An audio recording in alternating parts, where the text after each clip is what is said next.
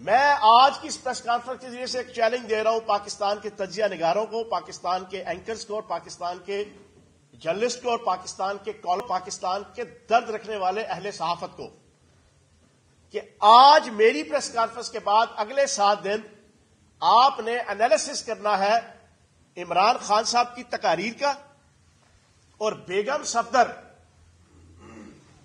کی تقاریر کا، بلا وجہ بھٹو کی تقاریر کا۔ آپ نے ان کا کمپیریزن کرنا ہے۔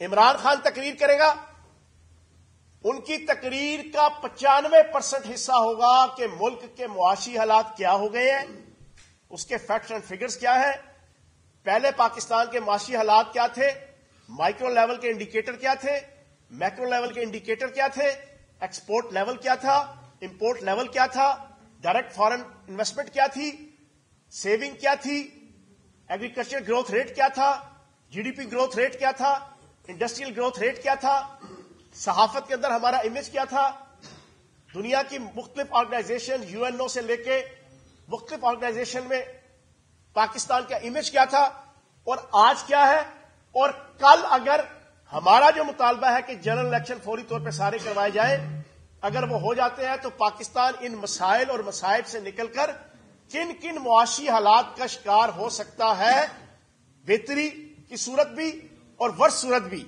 ایک پیور لیڈر کا جسچر ہوتا ہے عمران خان کی تقریر۔ دوسری طرف یہ ڈاکو رانی بیگم صفدر، اس کی تقریر عمران خان، تم عمران خان، تمہارا عمران خان، یہ عمران خان، وہ عمران خان، اس کو پکڑو، اس کو گرفتار کرو، اس کو عدالت میں لاؤ، اس کو گھسیٹو، میرا دل راضی نہیں ہوتا، میرا دا نہیں لگتا، میرا دل نہیں لگتا، عمران خان، صبح شام عمران خان۔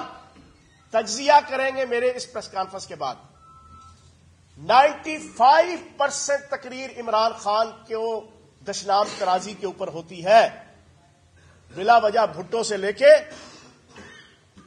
بیگم صفدر تک۔ اور کل تو بلا وجہ بھٹو بھی بڑا لہک اور چہک اور مہک کے بڑا عالمی لیڈر بنا ہوا تھا۔ اس کو گرفتار کیوں نہیں کرتے؟ اس کو گرفتار کرو۔ بلا وجہ بھٹو صاحب، اگر آپ بھٹو خاندان اور زرداری خاندان میں نہ پیدا ہوتے تو الماس بوبی نے بھی آپ کو اپنا ملازم نہیں رکھنا تھا۔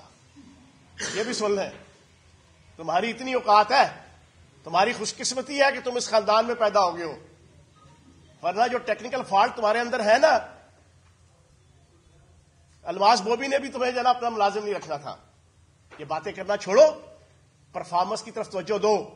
پاکستان ڈوب گیا، پاکستان کی معیشت ڈوب گئی، پاکستان کا زر مبادلہ کے ذخائر ڈوب گئے، پاکستان کی عوام 40% مہنگائی کا شکار ہو گئی۔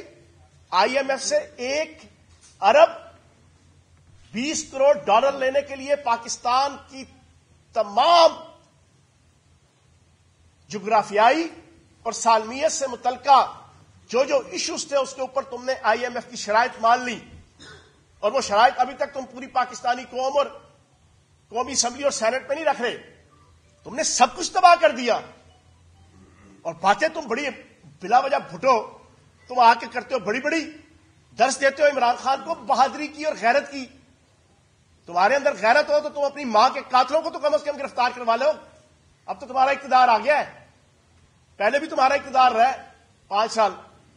تو میں اپنی تقریر کے اختتام اور اپنی پریس کانفرنس کے اختتام پر عمران خان صاحب نہ گرفتاری سے ڈرتے، مسلسل ریگولر پچھلے 11 مہینوں سے 74 سے زائد کیسز میں پیشیاں بھگت رہے ہیں۔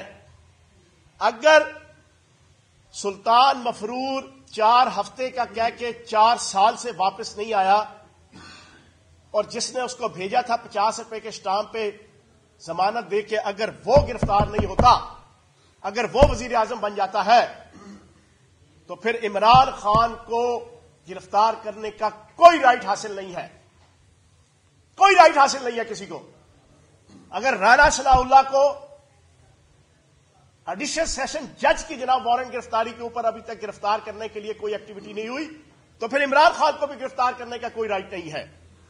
قانون سب کے لیے یکساں ہونا چاہیے، اور لاڈلا لاڈلا کہتے ہیں یہ ماں کے لاڈلے اس چھوٹو تارڑ اور اس طلال چودھری اور اس میاں جاوید لطیف اور یہ کنیز خاص راولپنڈی کی مریم اورنگزیب اور یہ بیگم صفدر.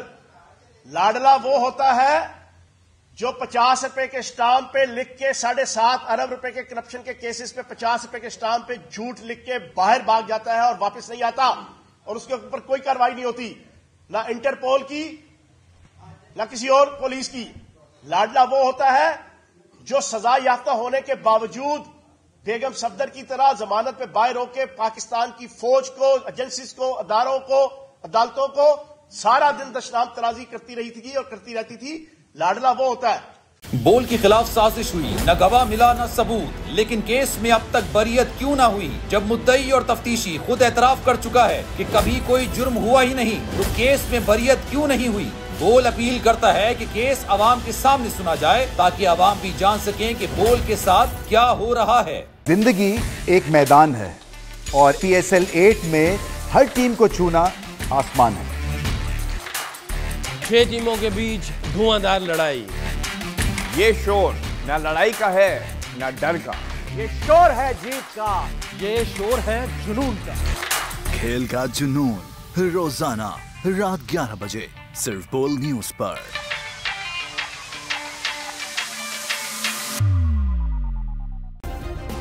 سبسکرائب کریں اور بیل دبائیں تاکہ کوئی خبر رہ نہ جائے.